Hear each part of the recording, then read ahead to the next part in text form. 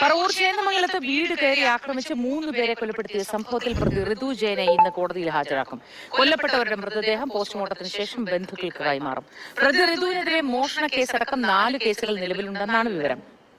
പ്രദീപ് ജോസഫും അരുൺ ശങ്കറും വിവരങ്ങളുമായി അവിടെ നിന്നും ചേരുന്നുണ്ട്. ആദ്യം പ്രദീപിലേക്ക്. Pradeep, good morning. വളരെ ദാരുണമായ ഒരു സംഭവം. ഒരു കുടുംബത്തിലെ 4 പേർക്ക് വെട്ടേൽക്കുന്നു. അതിൽ 3 പേർ മരണപ്പെടുന്നു. ഒരാൾ ആശുപത്രിയിൽ. ഇയാൾക്കെതിരെ നേരത്തെയും പരാതി ഉണ്ടായിരുന്നു.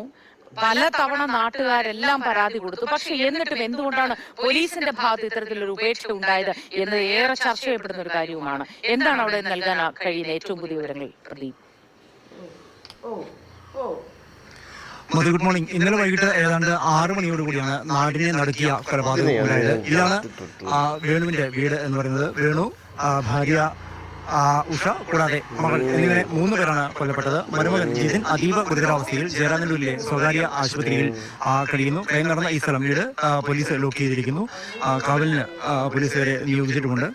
3 പോസ്റ്റ്മോർട്ടം ഇന്ന് നടക്കും. നിലവിൽ പറവൂർ താലൂക്ക് ആശുപത്രിയിലാണ് മൃതദേഹം സൂക്ഷിച്ചിരിക്കുന്നത്. അതേസമയം വർഷങ്ങളായുള്ള ഈ കുടുംബവുമായി വർഷങ്ങളായി ഋതുവിനുള്ള പകയാണ് ഇത്തരത്തിൽ ഒരു അതിക്രമത്തിന് കാരണമെന്നാണ് പോലീസ് നൽകുന്ന സൂചന. അതോ ഇവരിൽ ആരെങ്കിലും ഒരാളെ മാത്രം ലക്ഷ്യമിട്ടായിരുന്നോ ഋതു എത്തിയിരുന്നത് എന്നുള്ള സംശയമുണ്ട്. നേരത്തെ തന്നെ ഇരുവരും തമ്മിൽ ചില തർക്കങ്ങൾ നിലനിന്നിരുന്നു. ഈ ഗേറ്റ് തല്ലിപ്പൊളിച്ചതുമായി ബന്ധപ്പെട്ട് വേണു നേരത്തെ ഋതുവിനെതിരെ പരാതി നൽകിയിരുന്നു. ഇതിൽ പോലീസ് അന്വേഷണം നടത്തുകയും ഒക്കെ ചെയ്തിരുന്നു. ഇത്തരത്തിൽ ഒരു പരാതി നൽകിയത് കൂടി ആയിരിക്കാം ഒരുപക്ഷെ ഈ ഒരു പ്രകോപനത്തിന് കാരണമെന്നാണ് കരുതുന്നത്. മാത്രമല്ല, ഈ ഋതുവിനെതിരെ ഏതാണ്ട് 4 കേസുകൾ നിലവിലുണ്ട്. മോഷണ കേസുകൾ ഉണ്ട് എന്ന് പറയപ്പെടുന്നു. മറ്റ് നിരവധി 4 കേസുകൾ ഉണ്ട്. കൂടാതെ ലഹരി കേസുകൾ ഉൾപ്പെടെ ഇയാൾക്കെതിരെ ആരോപണങ്ങൾ ഉയരുന്നുണ്ട്. നേരത്തെ മുതൽ തന്നെ ഒരു വ്യത്യസ്തമായ സ്വഭാവ രീതി പുലർത്തുന്ന ആളായിരുന്നു എന്നാണ് നാട്ടുകാർ പറയുന്നത്. എന്തായിരുന്നാലും തൊട്ട് അടുത്തുള്ള വീടുകളാണ് ഇരുവരുടേതും എന്ന് പറയുന്നത്. ഇതാ ഈ വേണുവിന്റെ വീടിന്റെ മതിൽ കഴിഞ്ഞാൽ ഉടൻ തന്നെ നേരെ എതിർവശത്ത് എന്ന് പറയാം ഋതുവിന്റെ വീട്ടിലേക്ക് കടക്കുകയായി. ഇരു വീട്ടുകാരും തമ്മിൽ, പ്രത്യേകിച്ച് ഋതുവും വേണുവും തമ്മിൽ ഉണ്ടായിരുന്ന തർക്കം ഇത്തരത്തിലുള്ള ഒരു വലിയ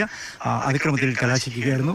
2 കുട്ടികൾ വീട്ടിലുണ്ടായിരുന്നു. പക്ഷേ കുട്ടികൾക്ക് നേർക്ക് എന്തായിരുന്നാലും അതിക്രമം ഉണ്ടായില്ല. അതിൽ നിന്നും അർത്ഥമാക്കുന്നത് മറ്റുള്ള ആളുകളെ, ഒന്നുകിൽ ഒരാളെ അതല്ലെങ്കിൽ ഒന്നിൽ കൂടുതൽ ആളുകളെ ലക്ഷ്യമിട്ട് തന്നെയാണ് ഋതു എത്തിയത് എന്നുള്ളതാണ്. എന്തായിരുന്നാലും 11ഉം 5ഉം വയസ്സുള്ള 2 കുട്ടികൾക്ക് മുൻപിൽ വെച്ചാണ് ഇത്തരത്തിലുള്ള ഒരു വലിയ അതിക്രമം ഉണ്ടായത്. ഋതു ഇപ്പോൾ വടക്കേക്കര പോലീസിലാണ് ഉള്ളത്. മരിച്ച 3 പേരുടെ മൃതദേഹങ്ങൾ താലൂക്ക് ആശുപത്രിയിൽ സൂക്ഷിച്ചിരിക്കുന്നു. പോസ്റ്റ്മോർട്ടം ഒരുപക്ഷെ കളമശ്ശേരി മെഡിക്കൽ കോളേജ് ആശുപത്രിയിലായിരിക്കാം നടത്തുക. പ്രദീപ്, വളരെ ദാരുണമായ ഒരു സംഭവം എന്ന് നമ്മൾ പറയുമ്പോഴും ഇതൊരു വ്യക്തിവൈരാഗ്യത്തിന്റെ പുറത്ത് മാത്രമാണ് എന്ന് കരുതാമോ എന്നറിയില്ല. കാരണം അവിടെ മറ്റു പലരും ഇയാൾക്കെതിരെ പരാതി കൊടുത്തിട്ടുണ്ട്. ഒരു പ്രത്യേക സ്വഭാവമുള്ള ആളാണ് എന്ന് പറയുന്നു. മാനസിക പ്രശ്നം കാണിച്ചിട്ടുണ്ട് എന്ന് പറയുന്നു. അതിന്റെ ബലത്തിൽ പലതവണ പോലീസിൽ നിന്നും വഴുതി പുറത്തേക്ക് പോകാനുള്ള ഒരു അവസരം ഒരുങ്ങുകയും ചെയ്തിട്ടുണ്ട് ഋതുവിന്.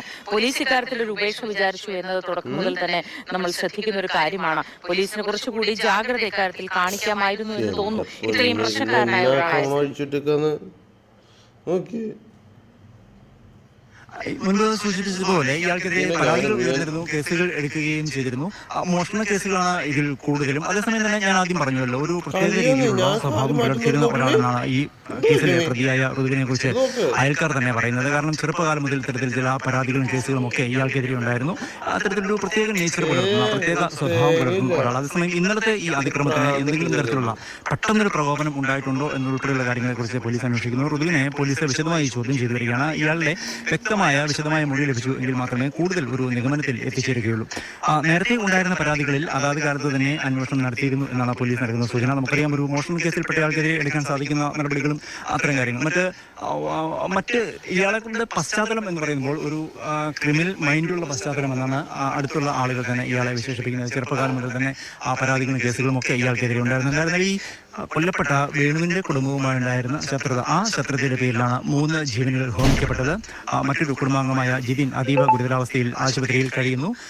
ഇരുമ്പ് ദണ്ഡും കത്തികളുമായി എത്തിയാണ് ഇയാൾ കുടുംബാംഗങ്ങളെ ആക്രമിച്ചത്. ഓരോരുത്തരെയായി ആക്രമിക്കുകയായിരുന്നു എന്നാണ് കരുതപ്പെടുന്നത്. എന്തായിരുന്നാലും 2 കുരുന്നുകളിലെ, അതായത് മുൻപ് പറഞ്ഞതുപോലെ 9ഉം 5ഉം വയസ്സുള്ള 2 പെൺകുഞ്ഞുങ്ങൾക്ക് മുന്നിൽ വെച്ചാണ് ഈ വലിയ അതിക്രമം നടന്നത്. ആ ഒരു വലിയ അതിക്രമത്തിന്റെ ഒരു ഞെട്ടലിൽ തന്നെയാണ് ഈ മേഖല തന്നെ എന്ന് പറയുന്നത്.